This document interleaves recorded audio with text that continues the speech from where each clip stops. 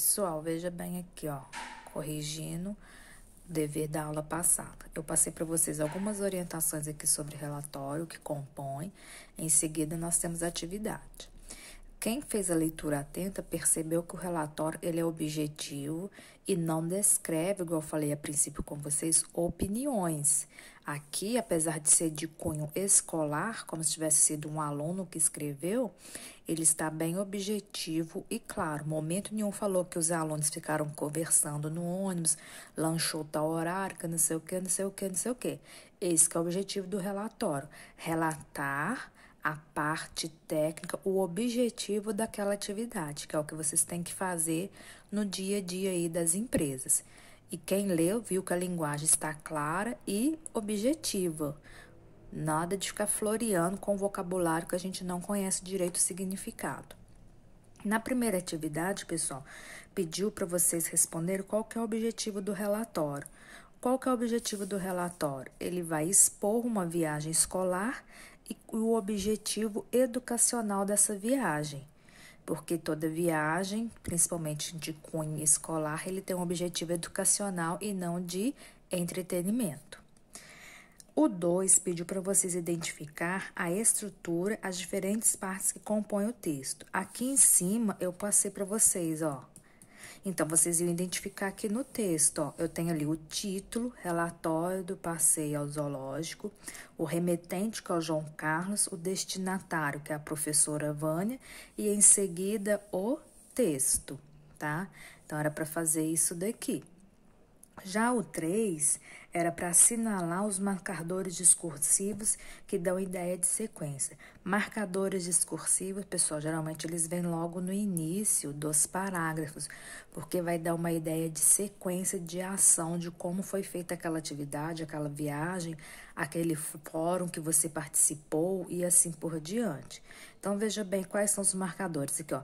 Dando continuidade, aconteceu, foi tranquila, ficaram encantados e permaneceu. Ou seja, deu início a uma viagem, o desenvolvimento dessa viagem e o término, permaneceu tantas horas no local. A questão 4 pediu para vocês identificar um marcador que introduz a conclusão. Conclusão, pela lógica, ela vai estar no final. Qual que é o marcador que dá a ideia de conclusão, pessoal, aqui pra gente? Por fim. Então, vocês iam ou vai escrever, ou quem imprimiu o texto vai marcar no próprio texto, igual eu fiz, tá?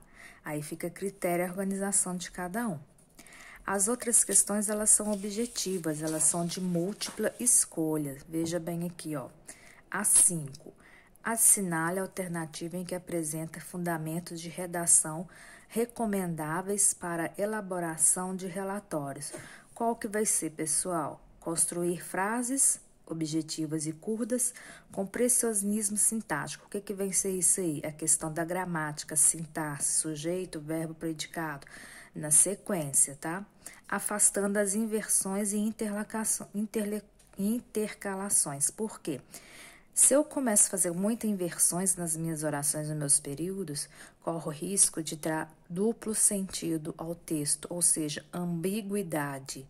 E o objetivo de um relatório ou de qualquer outro documento, ele tem que ser objetivo, não pode ter dupla interpretação. 20 pessoas vão ler o documento e elas vão ter o mesmo entendimento em relação ao objetivo dele, tá? Então, no caso aí, é a letra B.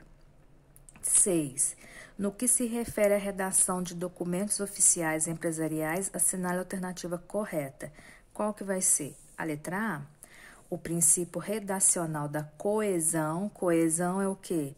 São elementos ligados à gramática. E coerência é elementos ligados ao sentido do texto. Lembra aquela aula de coesão e coerência?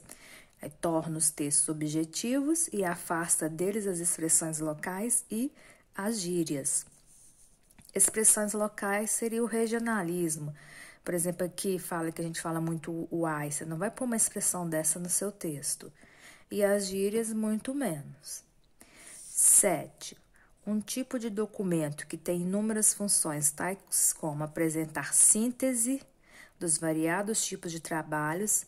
Síntese é resumo. ou apresentação de resultados parciais ou finais de atividades variadas.